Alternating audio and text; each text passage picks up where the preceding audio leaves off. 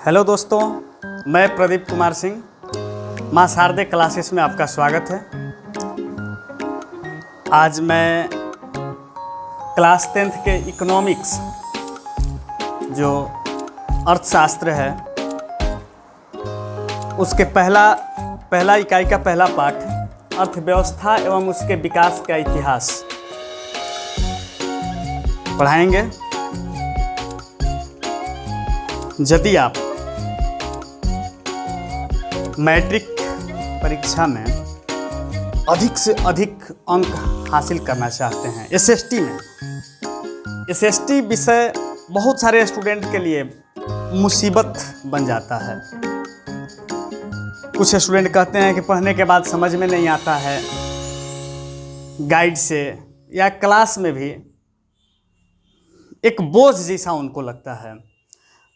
लेकिन हम वादा ही नहीं, वादा का उल्टा दावा, मैं दावा करता हूं कि इस वीडियो के बाद आपको एसएसटी से मोहब्बत हो जाएगा और आप पे अपने आप पे भरोसा करने लगेंगे कि वाकई में हम मैट्रिक के एग्ज़ाम में हमें इस चैनल के माध्यम से आप तक ये पाठ क्लास जो है पहुंचाया जा रहा है। तो यदि आप इस चैनल पे नए हैं तो इस चैनल को आप सब्सक्राइब कर लीजिए। मां शारदे क्लासेस जहां लिखा होगा ठीक उसके दाहिनी ओर रेड कलर में सब्सक्राइब लिखा होगा, उसको पुश कर लें। उसके बाद घंटी का संकेत आएगा, उसको क्लिक करें और ऑल आएगा, फिर उस पर क्लिक कर दें। इस तरह से आप इस चैनल को सब्सक्राइब कर लेंगे। यदि आप संतुष्ट होंगे तो औरों से ज़रूर कहिएगा। अगर असंतुष्ट होंगे इस पाठ से तो हमें कमेंट बॉक्स में अपना कमेंट ज़रूर दीजिएगा। शिकायत जो होगा हमसे कीजिएगा, अगर आप संतुष्ट होंगे तो औरों से कीजिएगा। तो चलते हैं, हम लोग शुरुआत करते हैं। अर्थशास्त्र, हम अपनी अर्थव्यवस्था के बारे में बात करेंगे इस चैप्टर में। तो सबसे पहले इकोनॉमिक्स, जिसको हिंदी में अर्थशास्त्र कहते हैं, यह अर्थशास्त्र है क्या? अर्थशास्त्र एक धन का विज्ञान है। जो अर्थशास्त्र के पिता, जिन्हें एडम स्मिथ कहा गया है, न्यूमेरिकल क्वेश्चन के लिए आप ध्यान देंगे इस पॉइंट पे कि अर्थशास्त्र के पिता एडम स्मिथ को कहा गया है, आधुनिक अर्थशास्त्र के। और प्राचीन अर्थशास्त्र है, उसके पिता चाणक्य को कहा गया है। तो उसमें अर्थशास्त्र के अर्थव्यवस्था के साथ साथ वो राजनीति था। लेकिन हम यहाँ आधुनिक अर्थशास्त्र की बात कर रहे हैं, अर्थव्यवस्था की हम बात कर रहे हैं। तो इस अर्थव्यवस्था में, इस चैप्टर में हम लोग अर्थव्यवस्था एवं इसके विकास के इतिहास के बारे में हम लोग चर्चा करेंगे। तो अर्थव्यवस्था है क्या? तो इसको समझना एकदम आसान है। इसको समझने के लिए सबसे पहले आप कभी भी एसएसटी कोई भी विषय पढ़ते होंगे, ज्योग्राफी हो, हिस्ट्री हो, इकोनॉमिक्स हो, पॉलिटिकल साइंस हो, यदि आपको बोझ लगता होगा तो हमारी बात को ध्यान से थोड़ा देर के लिए सुन लें। बिल्कुल ही बोझ नहीं लगेगा।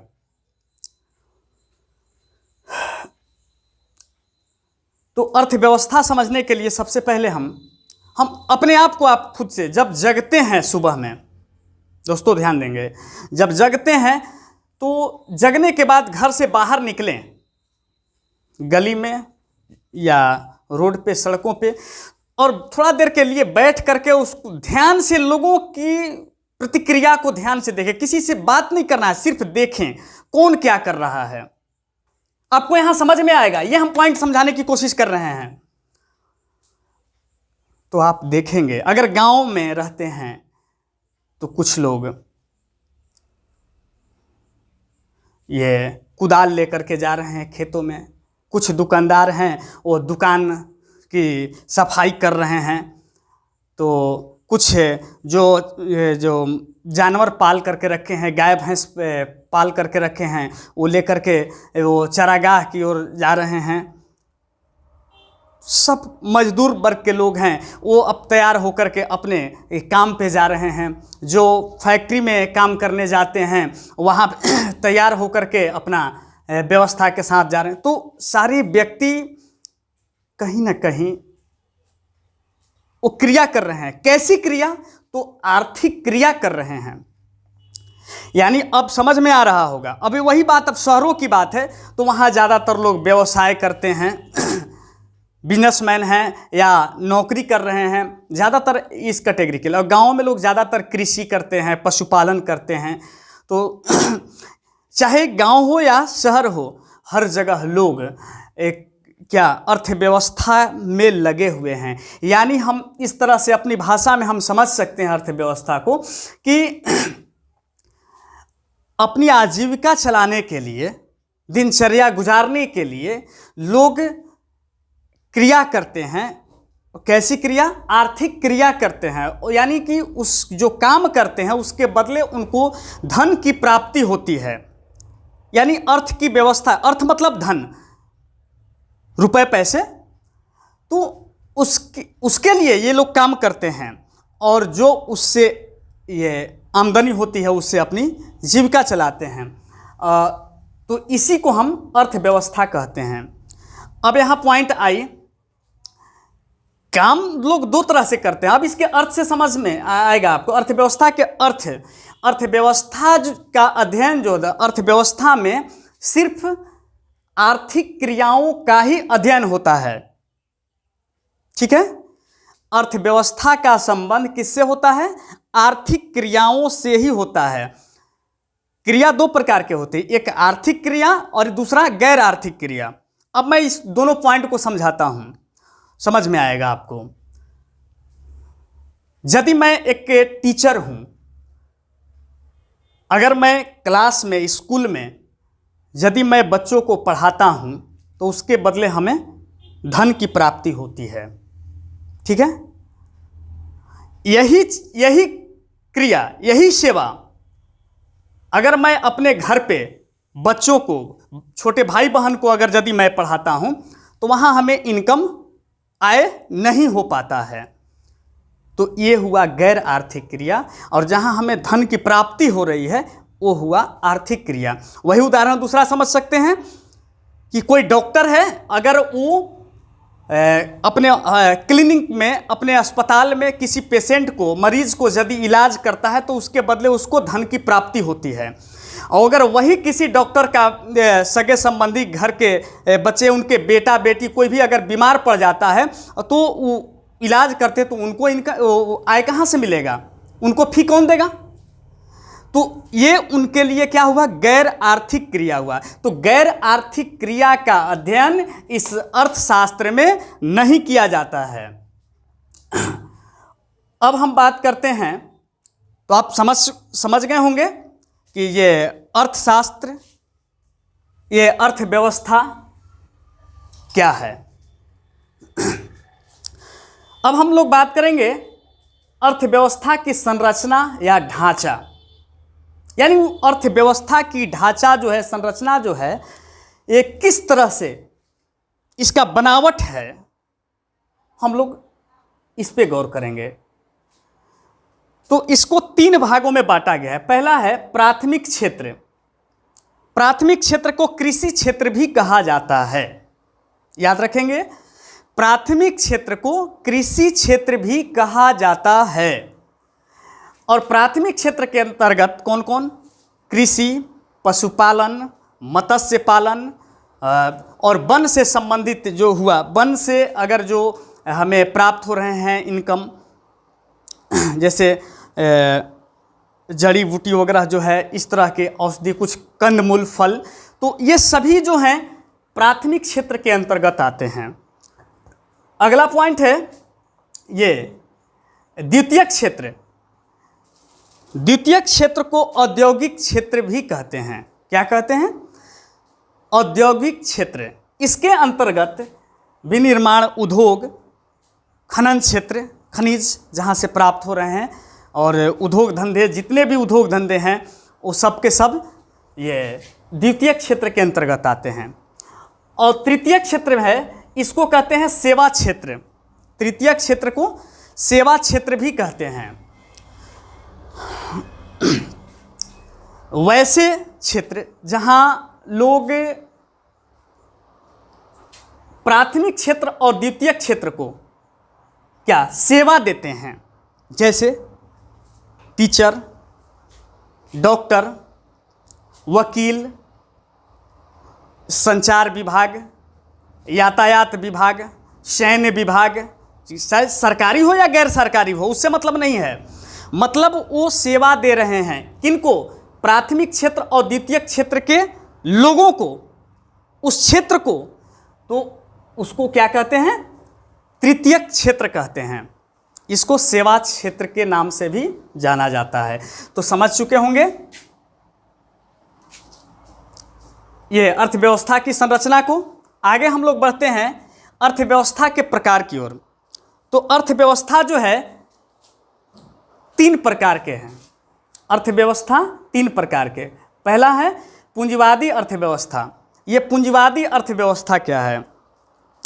उत्पादन और वितरण के लाभ पर जब किसी निजी व्यक्ति का, किसी खास व्यक्ति का आधिपत्य हो, अधिकार हो, यानी मालिकाना हक हो उसका, तो हम उसको कहेंगे पूंजीवादी अर्थव्यवस्था।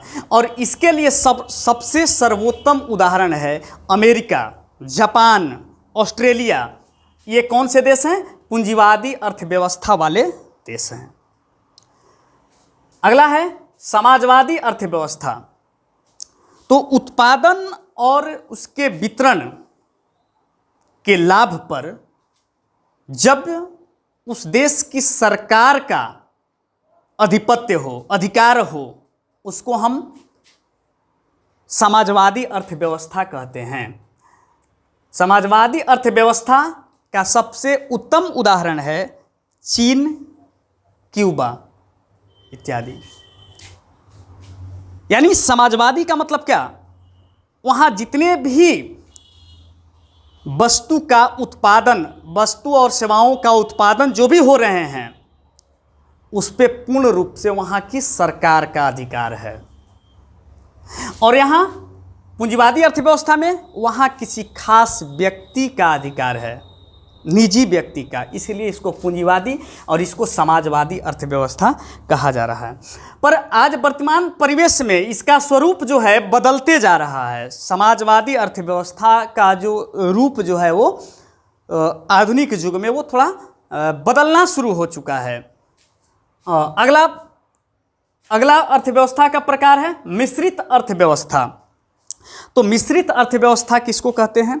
तो ये पूंजीवादी और समाजवादी अर्थव्यवस्था के मिश्रित रूप ही मिश्रित अर्थव्यवस्था है। अर्थात उत्पादन और वितरण के लाभ पर किसी व्यक्ति या संगठन तथा सरकार, ये दोनों का उसके वितरण के लाभ पर अधिकार हो, उस पे वितरण और उसके लाभ पर व्यक्ति या संगठन, व्यक्तियों का संगठन या और सरकार, ये दोनों का जब अधिकार होगा उसको हम मिश्रित अर्थव्यवस्था कहते हैं, यानी मिला जुला अर्थव्यवस्था। तो इसके लिए सबसे उत्तम उदाहरण है भारत। भारत कैसा देश है? मिश्रित अर्थव्यवस्था वाला देश है। तो समझ चुके होंगे ये अर्थव्यवस्था के प्रकार। यहां तक क्लियर हो चुका है। अब हम बात करते हैं अर्थव्यवस्था का विकास। अर्थव्यवस्था का विकास, इसको समझने के लिए हमें 2 पॉइंट को समझना होगा, क्योंकि ये 2 रूप में इसका विकास हुआ है, एक आर्थिक विकास और दूसरा मौद्रिक विकास। तो अर्थव्यवस्था का इतिहास जो है कोई एक दिन की चमत्कारी घटना नहीं है कि वो घटना घटित हुआ और अर्थव्यवस्था विकसित हो गया। जी नहीं। आप उदाहरण के तौर पे समझ सकते हैं, जैसे कोई पौधा लगाते हैं, आज पौधा लगाए और कल बड़ा होकर फल नहीं देने लगा। पौधा लगाए, धीरे धीरे धीरे धीरे उसमें ग्रोथ करते जाएगा, वो विकास करेगा, डालियाँ निकलेगा, पत्ते बढ़ते जाएंगे, डालियाँ और निकलेगा, वो बरसों बाद फिर उसमें फूल फल आना चालू होगा और तब जा कर के हमें उससे लाभ मिल पाता है। तो आज हम वही उसी तरह से उससे पेड़ के वृद्धि को आपने देखा होगा, आपके आसपास पड़ोस पेड़ पौधे होंगे, उसको देख रहे होंगे कि कितने वर्षों के बाद ये इतना विशाल हो पाया है और वो हमें फल फूल दे रहा है। तो ठीक उसी तरह से अर्थव्यवस्था के इतिहास की बात हम कर रहे हैं।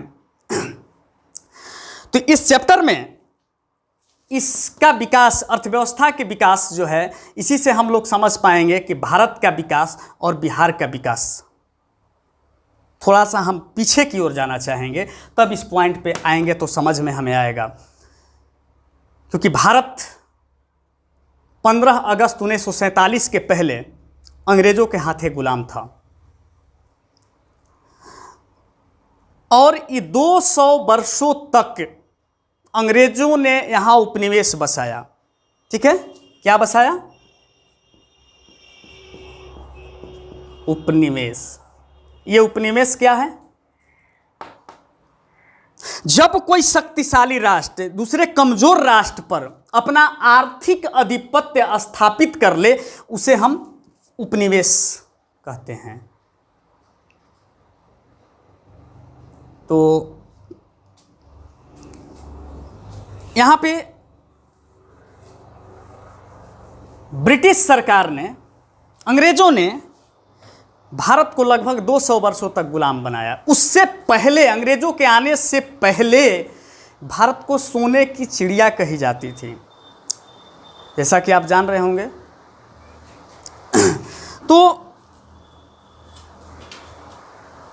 उस सोने की चिड़िया को उसने 200 वर्षों में खूब लूटा। यानी हमारा इतना आर्थिक शोषण किया, इतना ज़्यादा शोषण किया कि सोने की चिड़िया ले गए और खाली पिंजड़ा छोड़ दिए।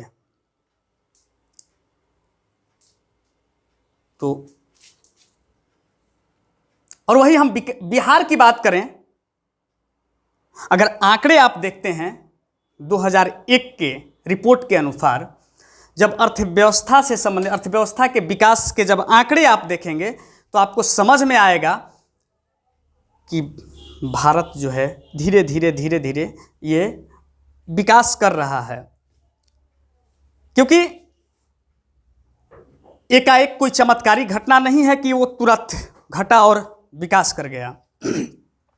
हम बिहार के विकास के बारे में चर्चा कर रहे थे, क्योंकि यही बिहार, थोड़ा सा हम बता देना चाहेंगे अभी कि बिहार की माटी, हम लोगों ने एक और चैनल खोल रखा है, आप उस चैनल को देख सकते हैं। तो आपको बिहार से जुड़ी हुई बात विस्तार से उस चैनल पर दिखाया जाता है। फिलहाल हम अपने पॉइंट पे आते हैं कि बिहार के इतिहास की बात अगर हम करते हैं, थोड़ा सा जानकारी रखना बहुत ज़रूरी है, तब हमें क्लियर समझ में आएगा। क्योंकि यही बिहार कभी शिक्षा का केंद्र हुआ करता था। दूसरे देश से यही नालंदा में विद्यार्थी आके पढ़ा करते थे। यही बिहार से, इसी बिहार में महात्मा बुद्ध को ज्ञान की प्राप्ति हुई। इसी बिहार में महावीर ने शांति का संदेश दिया। इसी बिहार में ये चंद्रगुप्त, चाणक्य और सम्राट अशोक जैसे महापुरुषों ने इसका इतिहास रच दिया। इसी बिहार में से स्वतंत्रता आंदोलन में महात्मा गांधी को पहचान मिला।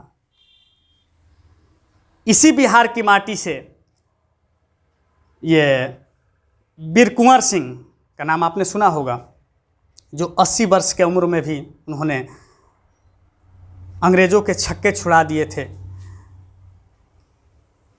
इसी बिहार से संपूर्ण क्रांति का नारा दिया लोकनायक जयप्रकाश नारायण ने, और सीधा दिल्ली का तख्ता उन्होंने पलट दिया था। आज वही बिहार आर्थिक रूप से इतना शोषित है, इतना पीछे है कि बीमारू राज्य में हमारे बिहार की गिनती की जाती है। इस चैप्टर में पढ़ना है आपको, क्योंकि बिहार के पिछड़ेपन के कारण जस्ट इसी चैप्टर में पढ़ना है। हम वहाँ पूरी तरह से आएंगे और बताएंगे हम बिहार के बारे में। तो काफ़ी पीछे है बिहार, आर्थिक विकास का वहाँ जो ये चल रहा है, यहाँ तक कि ये देखा जाए 2000 से पहले वहाँ ये विकास दर जो था वो माइनस में चल रहा था। 2002-3 के आंकड़े देखा जाए तो वहाँ के विकास दर जो था वो माइनस में थे। ये अर्थव्यवस्था का जो विकास दर जो है इसका बिहार का, फिलहाल हम इस पॉइंट पे हैं, हमें इसको समझना है अर्थव्यवस्था के विकास के बारे में। बात कर रहे थे अर्थव्यवस्था के विकास की, तो हमने बताया कि अर्थव्यवस्था का विकास जो है एक दिन की वो कोई चमत्कारी घटना नहीं है। अर्थव्यवस्था के विकास हमें इस पॉइंट को समझने पर हमें समझ में आएगा। तो आर्थिक विकास जो है वो, तो आर्थिक विकास जो होता है आर्थिक नियोजन के द्वारा संपन्न होता है। तो इससे पहले आर्थिक विकास है क्या, इसके बारे में जानना जरूरी है।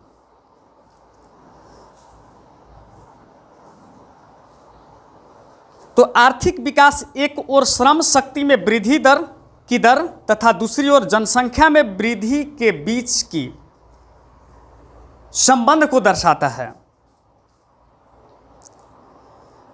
इसके विषय में आर्थिक विकास की परिभाषा देने में अर्थशास्त्रियों में काफ़ी मतभेद है। किसी ने अभी तक कोई सटीक परिभाषा नहीं दिया है। फिर भी कुछ महत्वपूर्ण परिभाषाएं इस प्रकार से हैं कि जैसे प्रोफेसर मेयर एवं वाल्डविन के अनुसार आर्थिक विकास एक ऐसी प्रक्रिया है जिसके द्वारा दीर्घकाल में किसी अर्थव्यवस्था की वास्तविक राष्ट्रीय आय एक ऐसी में वृद्धि होती है।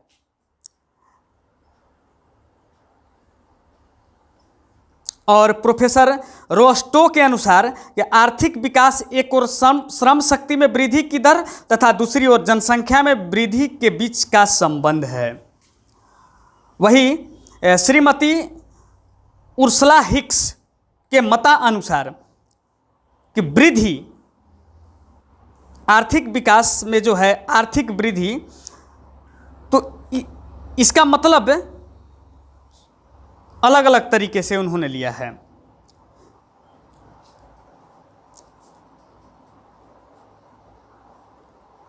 कि वृद्धि शब्द का प्रयोग जो है आर्थिक दृष्टि से विकसित देशों के लिए, जैसे उसको कहते हैं आर्थिक वृद्धि। जो विकसित देश हैं जब उसकी अर्थव्यवस्था का विकास होता है तो उसको कहते हैं आर्थिक वृद्धि। और वही जब कोई विकासशील या अर्ध विकसित या काफ़ी पिछड़ा देश में जब अर्थव्यवस्था का विकास होता है तब उसको कहते हैं आर्थिक विकास। तो ये आर्थिक वृद्धि और आर्थिक विकास है एक ही चीज़ है, लेकिन जगह और समय के अनुसार इसका मतलब बदल जाता है। आर्थिक विकास को जानने के लिए हमें उससे पहले आर्थिक नियोजन के बारे में जानना जरूरी है। तो आर्थिक नियोजन क्या है? राष्ट्र की प्राथमिकताओं के अनुसार देश के संसाधनों का विभिन्न विकासात्मक क्रियाओं में प्रयोग करना ही आर्थिक नियोजन कहलाता है।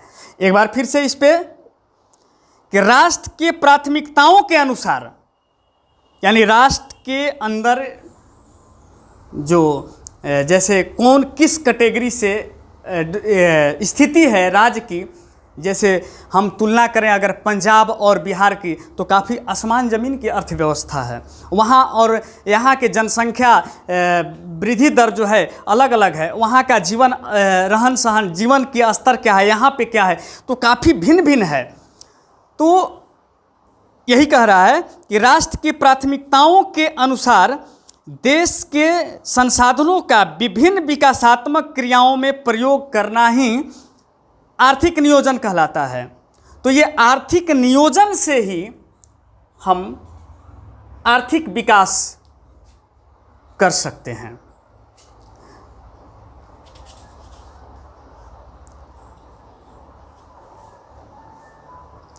तो इसके लिए आर्थिक विकास के लिए, देश के आर्थिक विकास के लिए हमारे देश में आज़ादी के बाद ये 15 मार्च 1950 ईस्वी को योजना आयोग का गठन किया गया, जिसके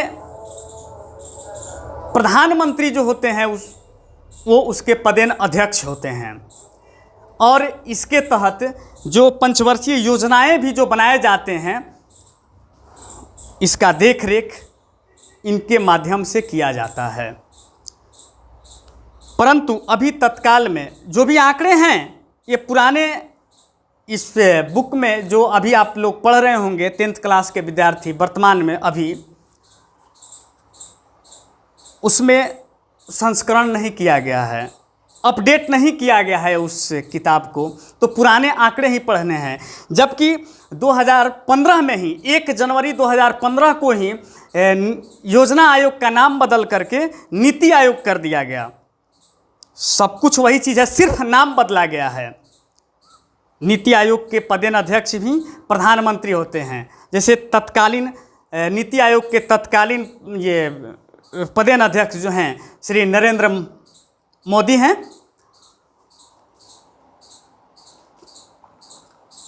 कह सकते हैं कि भारत में आर्थिक विकास का श्रेय जो है नियोजन को ही दिया जाता है। अब हम बात करेंगे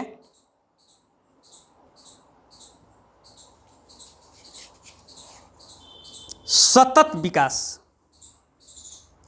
इसी से संबंधित ये बात है, आर्थिक विकास की बात है। जो पिछले वीडियो में हमने ज्योग्राफी में सतत विकास की अवधारणा के बारे में हमने बताया था, जो यहाँ भी हम अभी आपको बताएंगे इकोनॉमिक्स में भी क्या सतत विकास, ये सतत विकास की अवधारणा को एक लाइन में समझने की कोशिश करेंगे।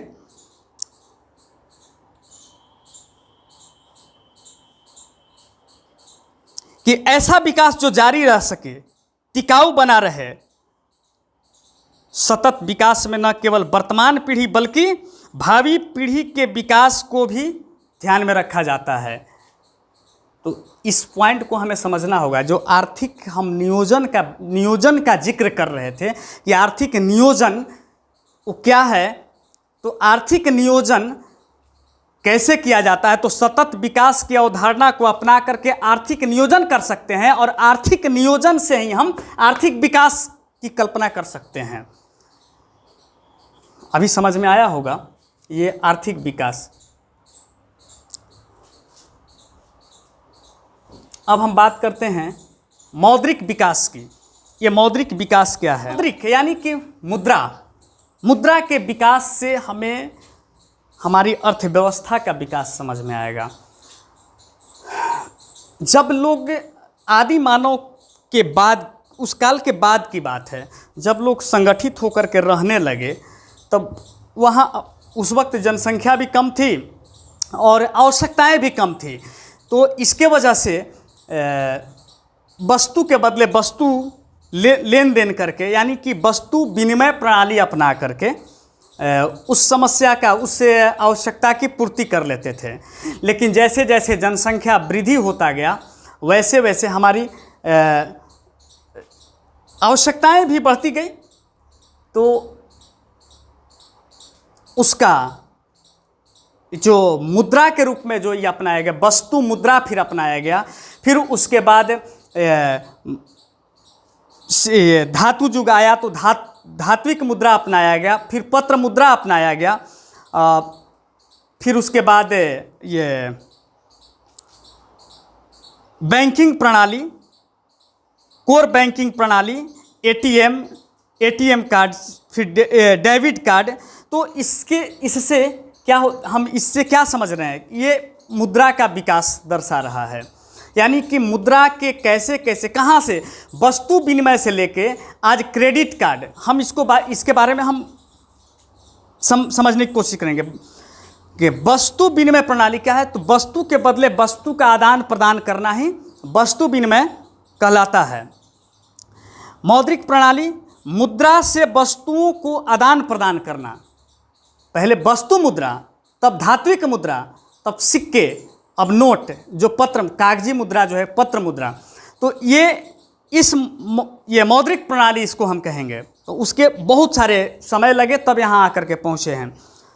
तो मुद्रा से किसी वस्तु का ये लेन देन करना, यानी खरीद बिक्री, क्रय विक्रय की जो क्षमता उसके अंदर नीत है, मान्य है, वही है क्या? मौद्रिक प्रणाली।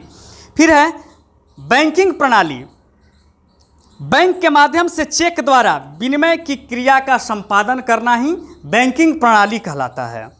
अब फिर क्या? कोर बैंकिंग प्रणाली। इसके अंतर्गत एक संकेत से एक व्यक्ति के खाते से दूसरे व्यक्ति को उसी बैंक के माध्यम से पैसा का हस्तांतरण यानी ट्रांसफ़र जो किया जाता है उसको कोर बैंकिंग प्रणाली कहते हैं। एटीएम, ये आप लोग सभी बच्चे समझ रहे होंगे इस चीज़ को कि एटीएम क्या है।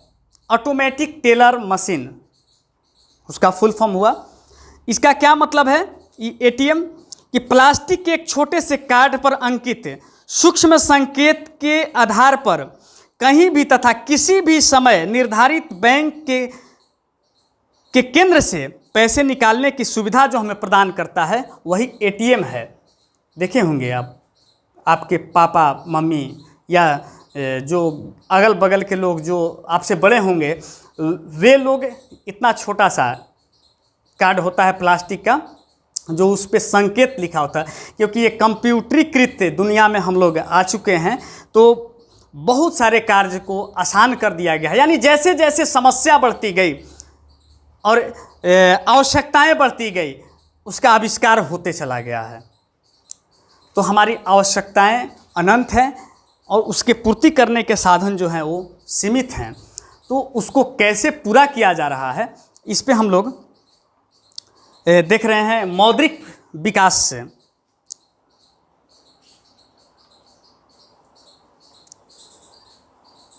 तो आज का क्लास मैं इतना ही पे समाप्त करता हूं। इसके ठीक आगे का चैप्टर जो है, आगे का पॉइंट्स जो होगा, आर्थिक विकास की माप एवं सूचकांक, बिहार के आर्थिक पिछड़ेपन एवं उसको दूर करने के उपाय, जो अभी हम जिक्र कर रहे थे, बिहार पे चर्चा कर रहे थे, उसके थोड़ा सा इतिहास की बात हम कर रहे थे कि कितना इतिहास जो है गौरवशाली रहा है। तो अगले वीडियो में इसी चैप्टर के पार्ट 2 में आप देख सकते हैं इसके। और अब तक के लिए एक बार फिर से मैं आपको कहना चाहूँगा कि अगर इस चैनल पे आप नए हैं तो इस चैनल को सब्सक्राइब कर लें। अगर हमारे वीडियो से, हमारी क्लास से यदि आप असंतुष्ट हैं तो हमसे कहें, अगर आप संतुष्ट हैं तो औरों से कहें। यानी औरों से कहने का मतलब कि आप इस वीडियो को शेयर करें और अगले को भी से कहें कि सब्सक्राइब करें, ताकि हमारा और भी वीडियो जो है जब हम लोड करें तो आप तक सबसे पहले पहुँचे और आपका भविष्य इस क्लास के साथ उज्जवल हो। इसी के साथ धन्यवाद।